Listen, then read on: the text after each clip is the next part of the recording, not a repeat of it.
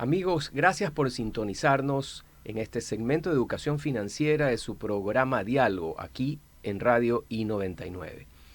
En línea con esta temporada que hemos venido hablando de la empresa familiar y lo que ésta implica, los desafíos que se presentan a los emprendimientos liderados por familia, es importante destacar que las empresas familiares no solo heredan activos, sino que transmiten valores, formas de ver el mundo, maneras de trabajar, principios que sostienen la ética del trabajo. Y en América Latina, el conglomerado de empresas familiares es el mayor porcentaje en emprendimientos. Sin embargo, la sostenibilidad de esas empresas familiares o de propiedad familiar tiene serios inconvenientes de sostenibilidad en el tiempo, muchísimas veces producidos por los propios fundadores. Para hablar de tan interesante temática nos acompaña el doctor José María Vázquez, que es un experto, consultor y académico del tema. José María ha ocupado diversos cargos en el LIDE Business School, ha sido director de los centros que dicha institución tiene en Quito y Guayaquil, maneja actualmente la parte de dirección estratégica y de empresas familiares. Él es abogado, doctor en jurisprudencia y además máster en administración de empresas, es coach profesional por el IS Business School de Barcelona. Lo interesante de la experiencia de José María es que combina el ámbito académico con el profesional y de asesoramiento empresarial. Sin más, José María, muchas gracias por acompañarnos esta mañana y tener la oportunidad de escucharte y compartir tu experiencia en tan interesante campo como es el del liderazgo, el de la profesionalización y sobre todo el de la gobernanza y la propiedad de la empresa familiar. Muchas gracias, Francisco, gracias por la invitación y encantado de poder compartir con ustedes. José María, desde tu experiencia, ¿cuáles son los mayores desafíos que enfrenta la propiedad familiar cuando, por ejemplo, se confunde el rol del propietario con el de gestor? A ver, acabas de tocar un tema clave que es uno de los elementos que de alguna manera se convierten en problema en el tiempo en la empresa familiar. Las estadísticas son muy contundentes, es decir, a nivel mundial, no solo en el Ecuador, pasan de primera a segunda generación únicamente el 30% y pasan de segunda a tercera generación solo un 15%. Por lo tanto, se ve que hay un problema serio de la viabilidad de las empresas familiares. Y en esa línea, un poco los estudiosos, los académicos, a la hora de mirar, hemos visto que el problema principalmente radica en la sucesión en la propiedad y sucesión en la dirección. Y bien sirve tu matiz anterior con el tema de sucesión en la propiedad. Sucesión en la propiedad porque en definitiva este es el elemento clave, es decir, el día de mañana en manos de quién va a quedar esa empresa. Y muchas veces esto pues se piensa por parte de los fundadores o de la siguiente, segunda generación o tercera generación, pero se piensa de un modo remoto, no se viabiliza ningún instrumento que les pueda ayudar. Y bueno, pues termina pues a veces tremendamente dispersa la sociedad, es fuente de conflictos, y para poder poner remedio a estas cosas hay que pensarlo con antelación, sabiendo además que hay elementos que la gente no tiene en cuenta, sobre todo a veces empresas un poco más pequeñas, porque hablamos del 90% de empresas familiares en el país. Entonces, las grandes quizá no se lo han planteado, pero las pequeñas dicen, oye, y el día de mañana, por ejemplo, el tema del impuesto a la herencia, en nuestro país el impuesto a la herencia, en el rango más alto que tiene puede llegar a representar un 17.5% del patrimonio de una persona. O temas como el día de mañana, si mis hijos se divorcian o están casados, ¿qué va a pasar con la propiedad? ¿O será la estructura adecuada la que tengo? ¿Tener muchas empresas o tener pocas empresas será lo adecuado? He espigado algunas ideas que no sé si quieres que profundicemos sí, un por poco favor, más. de eso.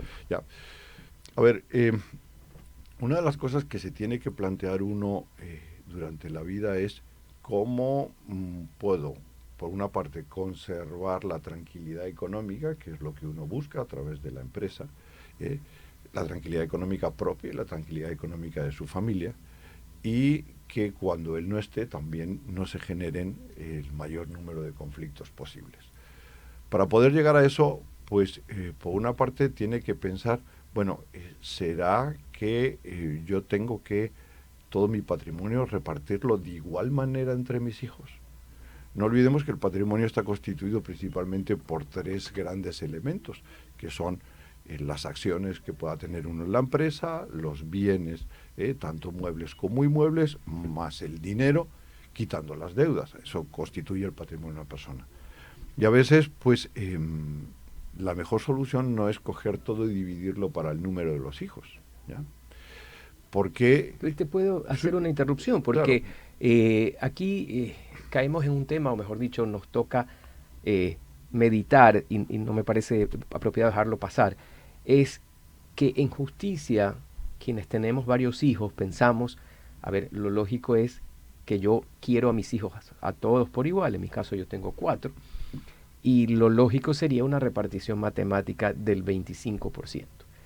Pero esa misma lógica de justicia paterna, ¿tú crees que es aplicable en todos los negocios? ¿Cuáles serían los matices para que a mí como padre, en el caso si fuere, me toca reflexionar de si yo debería buscar alguna otra distribución, no solo porcentual, sino inclusive distribuyendo determinados activos en función, qué sé yo, de la vocación profesional de un hijo mío? Muy bueno el matiz, y te comento.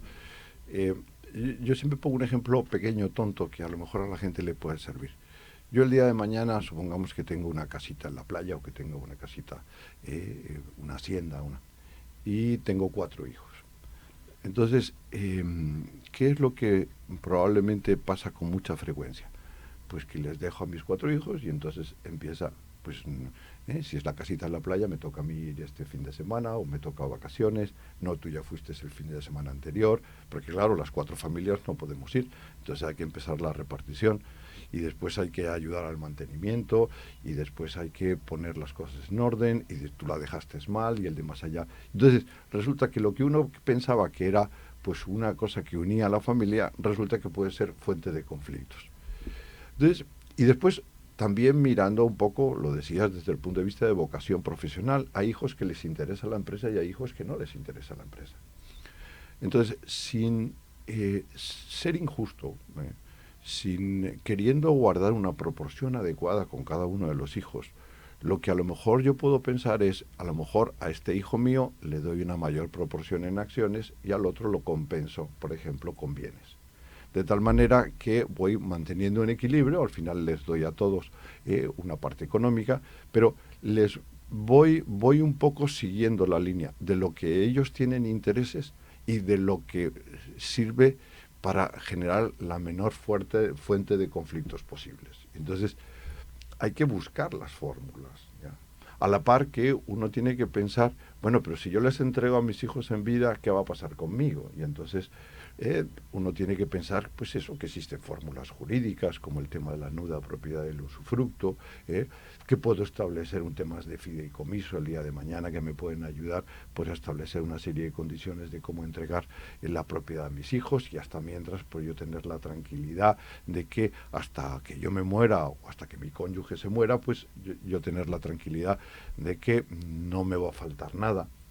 Pero igual les decía antes, decía un tema de divorcio, es decir, a veces la gente no es consciente de que en un tema accionarial, si no hay una separación de bienes, no olvidemos que nuestro sistema jurídico lleva a una sociedad conyugal, entonces si no se dice nada en contrario, me puedo encontrar que con un divorcio la persona que se marcha que es familia política, se queda con una cantidad de acciones determinadas. Y esto, si tengo varios hijos y tengo varios divorcios, al final, en vez de terminar las acciones en mi familia, terminan las acciones en la familia de no se sabe qué. Yo siempre bromeo, y no es peyorativo el asunto que voy a comentar, pero bromeo.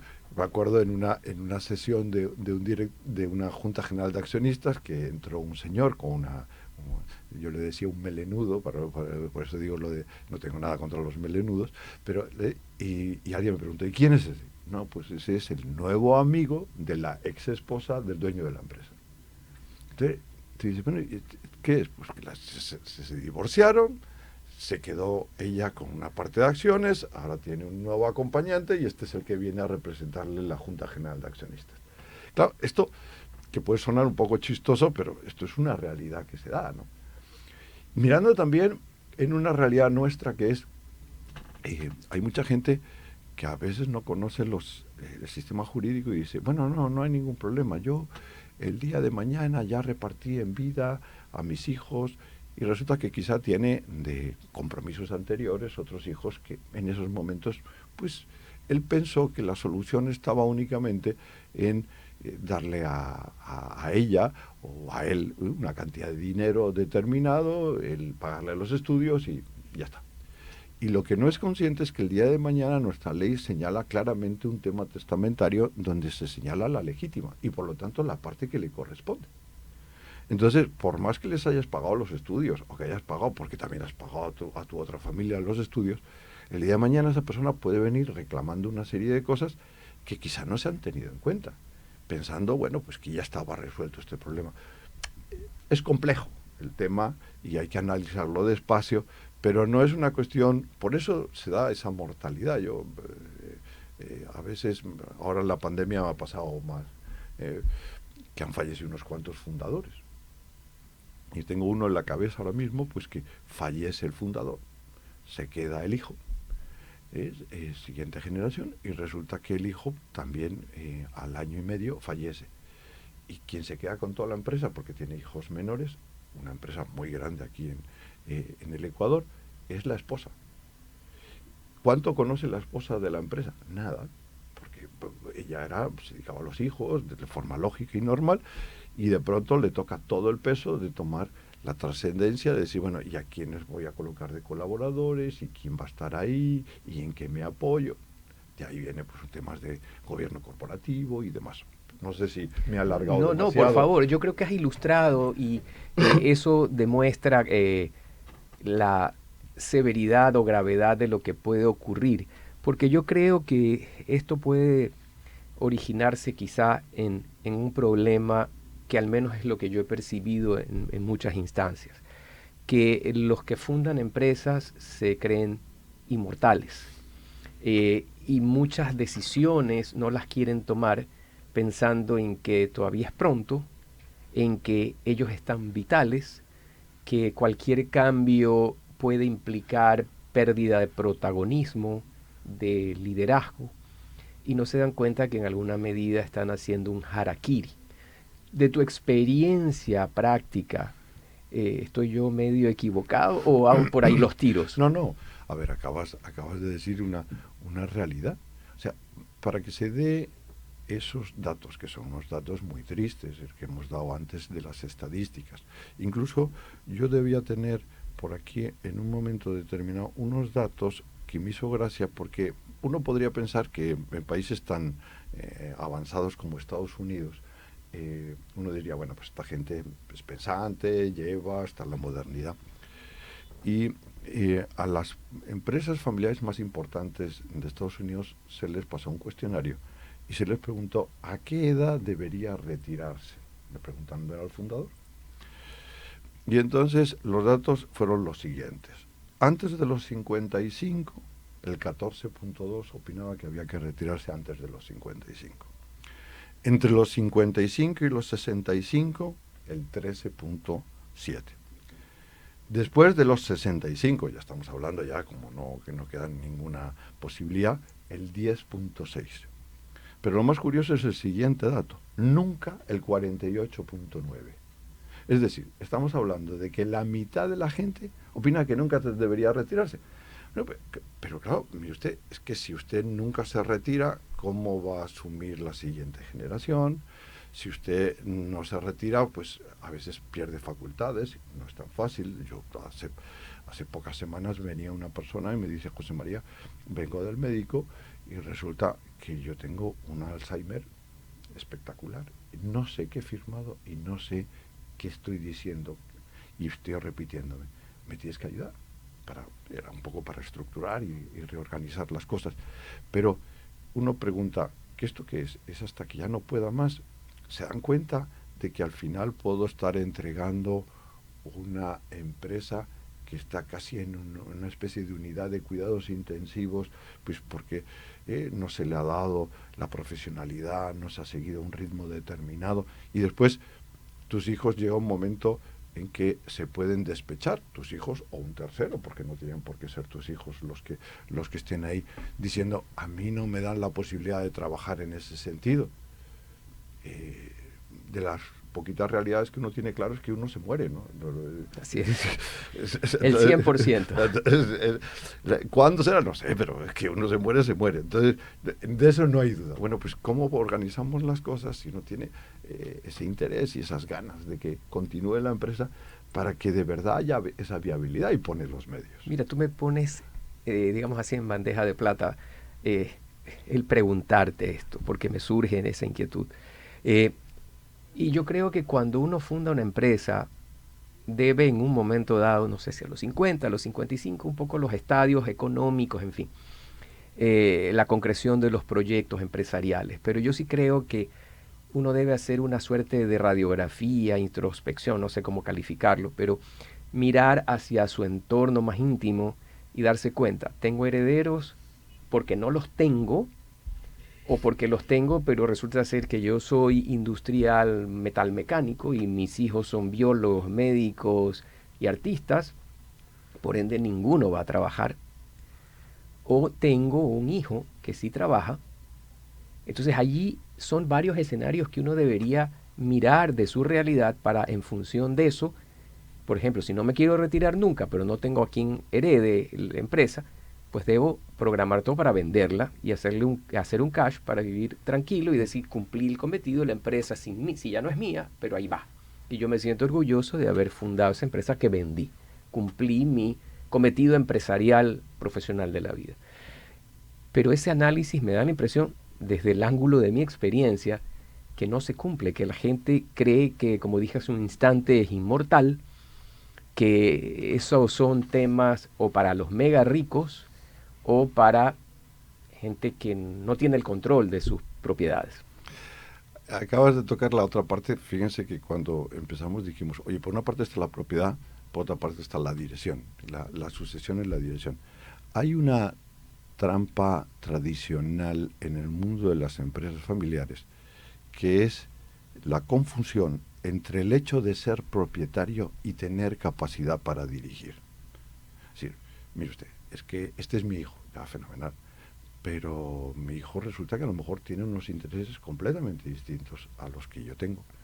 No, pero por ser mi hijo tiene que llevar la empresa. Bueno, eso es una cosa que usted tiene una ilusión, y yo lo comprendo como padre, la ilusión que usted ha puesto, pero quizá hay hijos que no están preparados para poder llevar una empresa, ni para poder menos dirigir una empresa.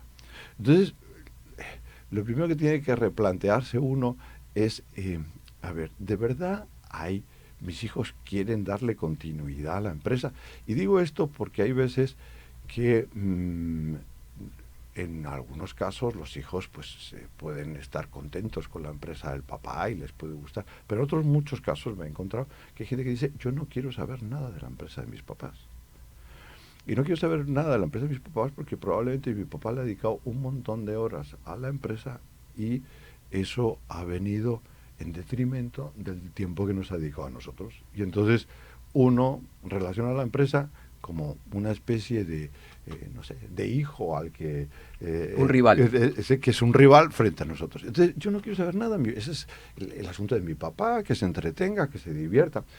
A eso le añadimos un poco el que estamos con una generación. En el mundo de las empresas familiares se dice que la primera generación es la que hizo la empresa, la segunda se suele llamar los técnicos, los que han estudiado en distintas partes del mundo, pero ya a la altura de la tercera generación estamos con los poetas, ¿ya?